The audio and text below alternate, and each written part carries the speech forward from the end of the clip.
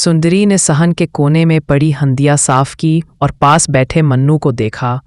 आज वो कुछ ज्यादा ही पास आ बैठा था। धूप नरमी से बदन पर फैल रही थी और हवा में वो खामोशी थी जो सिर्फ तन्हा औरतों के सहन में होती है। सुंदरी ने पानी की कटोरी रखी और मन्नू ने आहिस्ता से उसकी कलाई को छुआ। पहले उंगली, फिर मस। एक लम्हे को सुंदरी का बदन रुक गया। ना उसने हाथ खींचा, ना मन्नू ने जोर दिया। बस एक आहिस्ता खामोश लम्स, जैसे किसी ने बरसों के अंदर की तिश्नगी को छुआ हो। वो लम्स जो 15 साल पहले शौहर की आखिरी रात महसूस हुआ था, आज किसी और वजूद से वापस आया था। एक बंदर के हाथ से। सुंदरी ने मुस्कुराने की कोशिश की, मगर होठ कांप गए।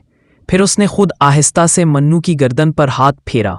बाल नर्म थे, मगर उस लम्स में कुछ मर्दाना सा था। एक ऐसा लम्स जो जिस्म से नहीं, अंदर से आ रहा था। ये खेल नहीं था, ये लम्स कुछ कह रहा था, और सुंदरी बरसों की तन्हाई लिए वो सुनने को तैयार थी। बादलों की घन गरज के साथ बारिश बरस पड़ी। सुंदरी मन्नू को उठाकर छप्पर के नीचे लाई, मगर दोनों भीग चुके थे, बालों से लेकर कदमों तक। साड़ी भीगी तो बदन से चक गई, हर खम, हर गोलाई जैसे अयां हो गई हो। मन्नू की नजरें ठहर गईं, जैसे वो बदन की नहीं, किसी ख्वाब की परतें देख रहा हो। सुंदरी ने लपक कर साड़ी संभालने की कोशिश की, मगर कपड़ा भारी था और सांसें हल्की। मन्नू ने आहिस्ता से उसके कंधे को छुआ, फिर साड़ी के किनारे को उंगलियों से खिसकाया, बेआवाज मगर बहुत कुछ कहता हुआ। सुंदरी का दिल धड़का, मगर वो पीछे न हटी, बस आंखें मूंद ली। बारिश जैसे बाहर नहीं, अंदर बरस रही थी। मन्नू ने उसके रुखसार से साड़ी हटाकर नाक आहिस्ता से रगड़ी। वो मां बनकर संभालती थी, लेकिन इस पल वो सिर्फ एक औरत थी। पहली बार जिस्म की गर्मी ने उसके अंदर के मौसम को छू लिया था। रात धीरे धीरे उतरी, बिजली की चमक थम चुकी थी, मगर सहन में मट्टी की खुशबू अब भी नमी से महक रही थी।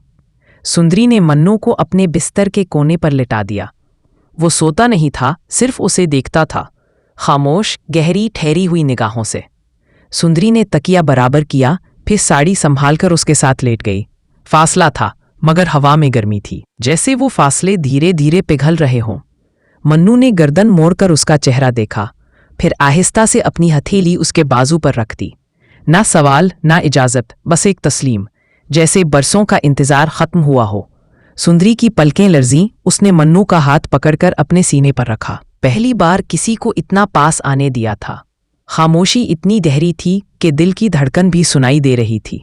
और उस रात पहली बार उसके बिस्तर पर फिर से दो लोग सोए थे, एक औरत और वो जिसने उसकी तन्हाई को छुआ था। सुबह भी पूरी तरह निकली नहीं थी।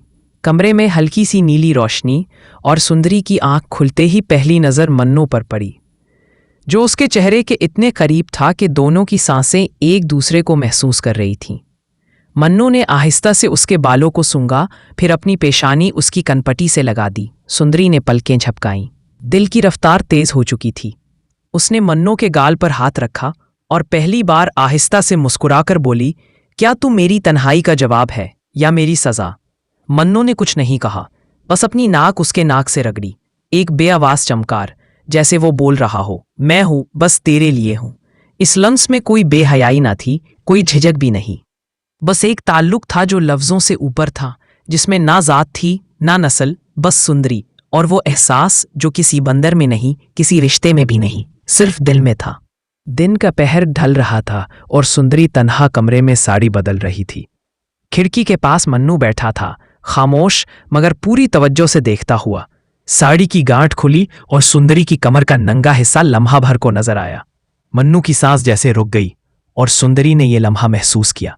उसने साड़ी जल्दी से ओढ़नी चाहिए, मगर कपड़ा उलझक गया और साड़ी कंधे से सरक गई।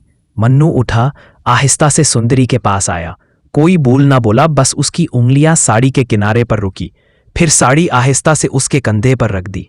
ये लम्स नहीं था, ये एहतराम था, लेकिन उसके पीछे वो चुप थी जो जिस्म को रूह से जोड़ देती है।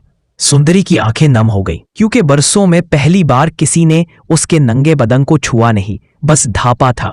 और उसी लम्हे वो शर्म जो औरत की पहचान है, एक अजीब तरह से महफूजी में बदल गई। रात मुकम्मल चांद की थी। आंगन दूधिया रोशनी में नहाया हुआ और कमरे के अंदर खामोशी गहरी थी। सुंदरी ने बिस्तर पर चादर बिछाई, मन्नू करीब आकर लेट गया। इस बार बीच में कोई फासला नहीं था। सुंदरी ने सांस रोक ली जब मन्नू ने उसका बाजू थामा और चेहरा उसके सीने के करीब रखा। पहली बार किसी ने उसके जिस्म को इस अंदाज से छुआ कि दिल खौफजदा नहीं, पुरसुकून हो गया। मन्नू ने अपनी नाक उसके गाल पर रगड़ी, फिर आहिस्ता से उसकी साड़ी की तह के नीचे हथेली रखी। ना जोर ना इल्तिजा, बस साथ। सुंदरी ने आंखें बंद की और पहली बार अपने बाजू उसके गिर्द लपेट दिए। वो बंदर था, मगर उस लम्हे वो उसके शौहर से भी ज्यादा करीब था, जिस्मानी नहीं बल्कि उस गहराई में जहां एक औरत सिर्फ एतमाद से किसी को छूने देती है। चांदनी बाहर चमक रही थी और अंदर दो तन्हा वजूद एक नींद में तहलील हो रहे थे। सूरज अभी पूरी तरह निकला नहीं था, रोशनी नर्म थी, मगर सुंदरी की आंखों में एक नया एहसास जगमगा रहा था। बिस्तर पर उठते ही उसने खुद को मुख्तलिफ महसूस किया। बदन भारी था, सीना तनाव में, और पेट में एक अजीब सी गहराई सी महसूस हुई। मन्नू सामने बैठा था, पुरसुकून, जैसे वो जानता हो कि रात सिर्फ नींद की नहीं थी, कुछ और भी हुआ था। सुंदरी ने आहिस्ता से अपने पेट पर हाथ रखा और दिल जोर से धड़का। न दर्द था न खुशबू, बस एक वजूद था जो अपने अंदर जागा हुआ महसूस हुआ। वो आईने के सामने गई। चेहरा बदल गया था, आंखों में नमी नहीं, चमक थी। साड़ी की तहों में, जिस्म के रंग में और दिल की धड़कन में कोई तब्दीली आ चुकी थी।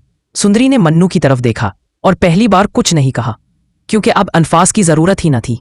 वो लम्हा था जब एक औरत जान लेती है कि वो अब सिर्फ औरत नहीं रही। चंद हफ्ते गुजर चुके थे। सुंदरी का बदन अब खामोशी से बदल रहा था। चेहरे पर चमक, पेट में नरमी और दिल में एक अजब सी गूंज। आईने में हर दिन कुछ नया नजर आता, जैसे कोई बेज अंदर खामोशी से जड़ पकड़ चुका हो। फिर वो दिन आया जब सहन में काम करते हुए उसकी साड़ी का पल्लू सिरका और पड़ोसन पगली कमला की नजर पड़ गई। सुंदरी के अभरते पेट पर कमला ने कोई बात ना की, मगर उसकी आंखों में हल्की सी तंजिया मुस्कुराहट थी, और शाम तक वो मुस्कुराहट पूरे गांव की सरगोशी बन चुकी थी। बेवा होकर, किसी के साथ छुपकर, कौन है वो मर्द? सुंदरी खामोश रही, क्योंकि सच कोई सुनने को तैयार ना था। मन्नू उस रात भी उसके गोद में सर रखे सोया था, और सुंदरी बस उसकी पेशानी सहलाती रही। उसने मां बनने का ऐलान नहीं किया था, लेकिन बदन बोल चुका था। बरसात की आखिरी रात थी, आसमान पर बादल छाए थे और अंदर सुंदरी दर्द से बलक रही थी। मन्नू उसके करीब बैठा, बार बार उसके चेहरे को छू रहा था, जैसे वो दर्द बांट सकता हो। सुंदरी का बदन पसीने में भीगा हुआ था और दिल में सिर्फ एक दुआ, जो भी आए मेरा हो, बस मेरा हो। फिर एक लम्हा आया, खामोश, गहरा और जिंदगी बदल देने वाला। सुंदरी ने एक बच्चा जन्म दिया, छोटे हाथ, बड़ी आंखें और मन्नू जैसे होंठ। दाई ने देखा, फिर हैरत से पीछे हटी।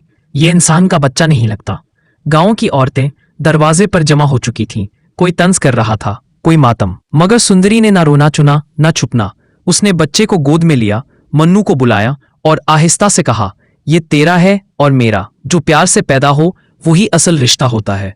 दुनिया तमाशाई बनी रही और सुंदरी मां बन गई।